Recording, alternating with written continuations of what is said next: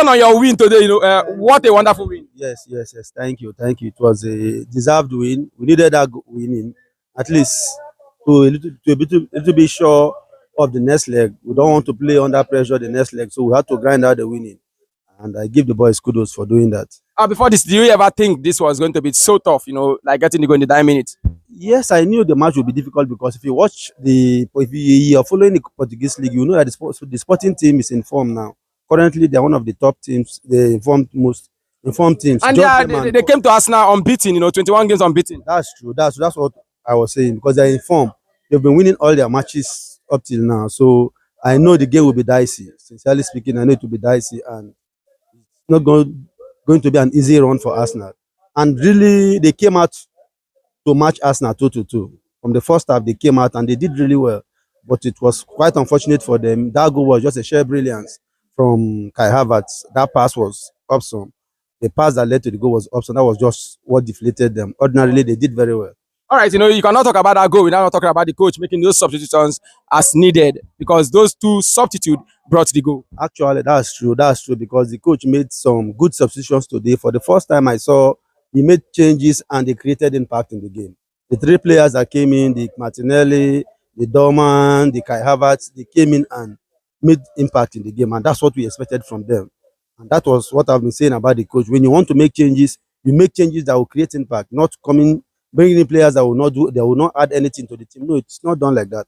But these players came and they had to make some different impact. Each of them created impact in the game, and that led to the goal. So it was a very nice change. I would also give kudos to the coach for making those substitutions. At least he tried. Before these games, everybody knew that Arsenal were strong in the defensive lineup, but you had one issues before this game. Both games were goalkeepers' errors that cost most of those goals you considered. But today, your goalkeeper was up to the task. That's true. That's why he still remains the best goalkeeper in the Premiership. Currently, he has won the Golden Glove back to back. This season is going to make it the third time.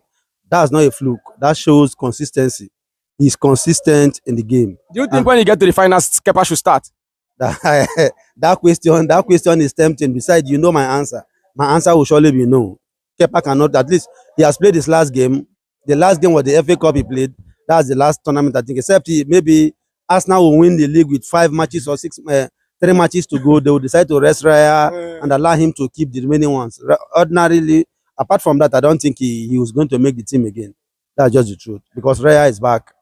All right, most of the players were injured and we saw it. We thought it was a joke when Ateta was like, these players had injuries, they withdrew from their national team, and today now we have seen it that it affected the team a lot.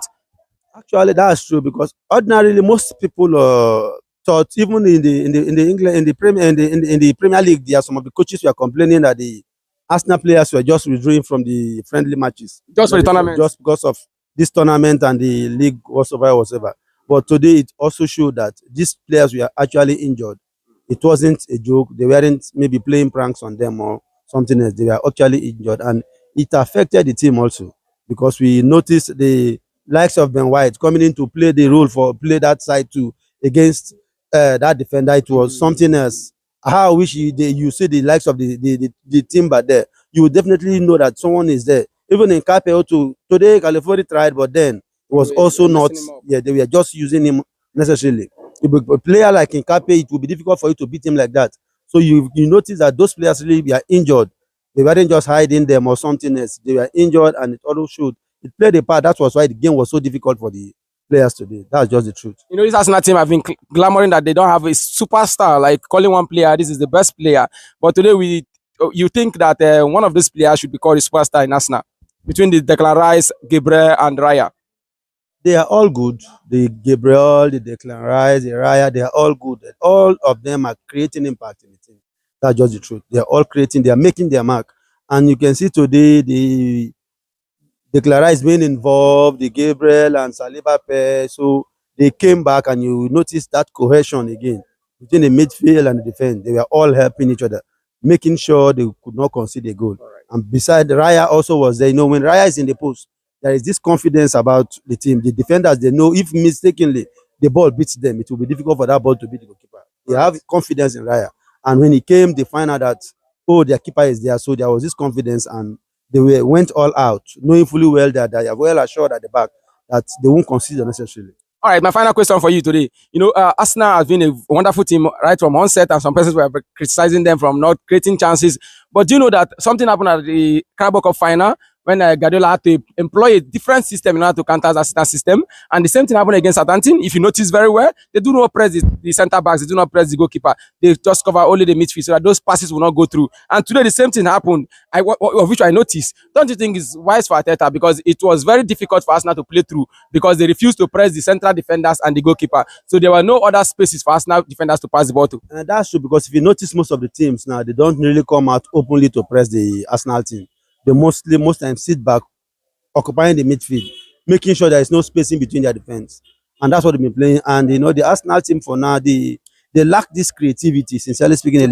No, sorry to cut you. It was so noticed. That's why I said it. Yes. The creativity is not there yet now. Unlike before, when you see those killer passes that will come, even no matter how they try to block, you see some killer passes that will break those defense. But currently, they lack that thing. The team is just straightforward. You know when the person wants to pass the ball to this person. You can easily read the pass that wants predictable. To come. They are all predictable. They know these killer passes, no killer passes. And you're playing to the flank. Yes. So and it's taking the toll on the team. They need to change. Arteta need to change his approach, allowing them to play that thing they don't know how to play. That's just the truth. Is it to change the approach or to ask the defenders that normally holds the ball a lot to make use of those balls with good passes and finding those pockets? The defenders to also hold on to the ball too much for some time. They normally hold on to the ball for a long time. Once they hold on to the ball, you notice that the opponents now pick their players. They just mark their players 1-1. And it's now difficult for them to penetrate. So I think, besides, I noticed that our transition is slow. That's just the truth. The transition from the defense to the midfield is too slow. So it gives the opponents leverage to cover their pockets. That's just the truth. Because the transition is slow. If you increase your pace in the transition, you notice that definitely there will be pocket of holes, and they will make those runs and get their goals. But unfortunately for the Arsenal team, I noticed this is even since from the starting, they are very slow in transition. That's just the truth. And when they are slow in transition, it affects the team. Thank you. That's a well thought fact. Well thought fact. Slow in transition. Congratulations on your win today. Thank you. Thank you very seriously. Thank you. Seriously, because you need them. Yes. Arsenal for life. Arsenal for life. Are you winning the double? I thought you won't ask me this question, and I was waiting for it. I was coming closer. Are you winning the double? Definitely, the double is ours. Don't bother about it. Don't be afraid. From 4 to 2. Definitely, yes. I never said we'll win quadruple. Nobody said we'll win quadruple. About treble. Nobody, but I told you now. I'm telling you, we'll win the double. No, I told you initially when we had 2 points behind in the above in the Premier League. When you asked me, then I was smiling. You asked me why I was smiling when we were just 2 points ahead of our opponent. I told you that the league is in my back pocket, and then you talk. It was a fluke. I know you will be thinking I'm hallucinating. Maybe I took something. You're not hallucinating. Okay. But then today now you can see the gap. Congratulations, the league is in your back pocket, and the Champions League is on your head. No, the Champions League is just in my front pocket. Front pocket! Did they hear that? Arsenal get mind. Let me joke.